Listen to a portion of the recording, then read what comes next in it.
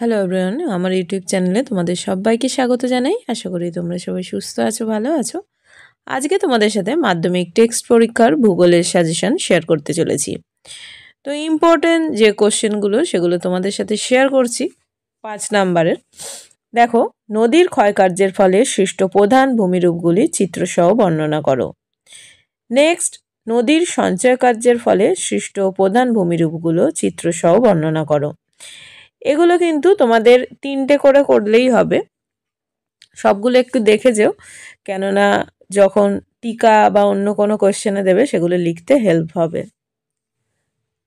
বায়ুর ক্ষয়কার্যের ফলে সৃষ্ট প্রধান ভূমিরূপগুলি চিত্রসহ বর্ণনা করো। এগুলো কিন্তু আঁকাগুলো ভালো করে প্র্যাকটিস করে দিও। এগুলো যেমন তোমাদের টেস্টে ইম্পর্টেন্ট, সেরকম কিন্তু মাধ্যমিকের জন্য তোমাদের সমান গুরুত্বপূর্ণ। তারপরে দেখো নেক্সট, শুষ্ক অঞ্চলে বায়ুর ও জলধারার মিলিত কার্যের ফলে সৃষ্ট ভূমিরূপগুলো চিত্রসহ বর্ণনা করো। আমার কিন্তু অলরেডি এই চ্যানেলে তোমাদের এইগুলোর কিছু কিছু কোয়েশ্চেনের অ্যান্সারও শেয়ার করা আছে, পারলে আমি ডেসক্রিপশনের লিঙ্কটা দিয়ে দেবো, তোমরা ওখান থেকে চেক করে নিতে পারো। হিমবাহ জলধারার মিলিত সঞ্চয় কার্যের ফলে সৃষ্ট প্রধান ভূমিরূপ চিত্রসহ বর্ণনা করো। তো এটাও কিন্তু খুব ইম্পর্ট্যান্ট কোশ্চেন। তারপরে দেখো, পৃথিবীব্যাপী জলবায়ু পরিবর্তন সুন্দরবনের ওপর কিরূপ প্রভাব ফেলেছে তা ব্যাখ্যা করো। এখানে তোমাদের একটা ছোট্ট আমি শর্ট কোশ্চেন দিচ্ছি, কেউ জানা থাকলে কমেন্ট বক্সে আমাকে জানিও অ্যান্সারটা যদি কেউ জানাও। স্কাই রিভার বলা হয় কোন নদকে? আমাকে উত্তর জানা থাকলে অবশ্যই কমেন্ট বক্সে জানিও। তো দেখো, এটাও খুব ইম্পর্ট্যান্ট একটা কোশ্চেন। পৃথিবীর বায়ুমণ্ডলের উষ্ণতার তারতম্যের কারণগুলি লেখো ও তার প্রভাবগুলো লেখো। এখানে আমি কারণগুলি লেখো দিয়েছি, কিন্তু এর সাথে প্রভাবটাও একটু দেখে যেও। প্রভাব মানে হচ্ছে ফলাফল।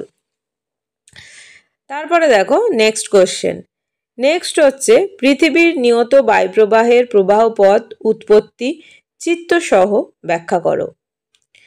তারপরে দেখো নেক্সট, নিরক্ষীয়, ভূমধ্যসাগরীয় আর মৌসুমী বায়ু এই জলবায়ুগুলোর বৈশিষ্ট্যগুলো একটুখানি দেখে যেও। তারপরে হচ্ছে নেক্সট কোয়েশ্চেন, চিত্রসহ বৃষ্টিপাতের শ্রেণীবিভাগ করো। এবার এখানে ধরো কোনো মেনশন করে দিল, সেটা দেখো, কিন্তু ছবিগুলো অবশ্যই রেডি করে যেও। বিশ্ব উষ্ণায়নের 5টি গুরুত্ব আলোচনা করো।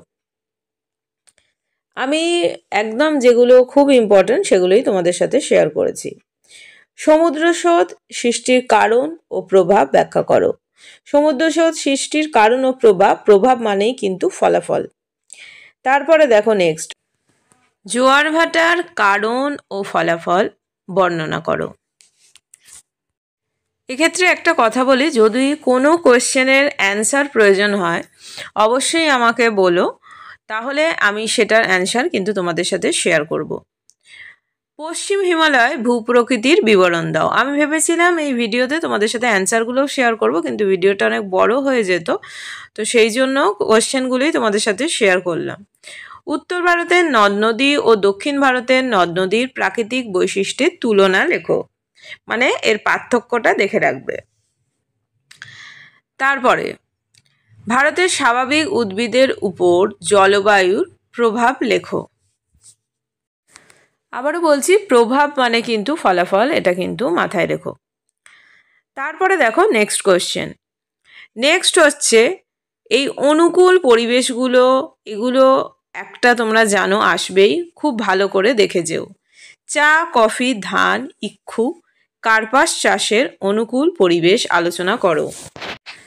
নেক্সট, ভারতের পশ্চিমাঞ্চলে কার্পাস শিল্প আর পেট্রো রসায়ন শিল্প গড়ে ওঠার কারণটাও দেখে যাবে। এই দুটো কিন্তু খুব ইম্পর্টেন্ট, এটা ভালো করে দেখে যাও। তারপরে নেক্সট দেখো, পূর্ব মধ্য ভারতে লৌহ ইস্পাত শিল্প গড়ে ওঠার কারণ কি, এটাও খুব গুরুত্বপূর্ণ, ভালো করে দেখে যেও। বারবার বলছি, যদি কোনো কোয়েশ্চেনের অ্যান্সার লাগে আমাকে অবশ্যই কমেন্ট বক্সে জানিও, আমি নিশ্চয়ই সেটা আপলোড করব। ভারতের জনসংখ্যা বন্টনের আর দেখো জনঘনত্বের তারতম্যের কারণগুলি আলোচনা করো। তো ভিডিওটা আজকে আমি এখানেই শেষ করলাম। Thanks for watching. সবাই খুব ভালো থেকো, সুস্থ থেকো, সাবধানে থেকো। টাটা।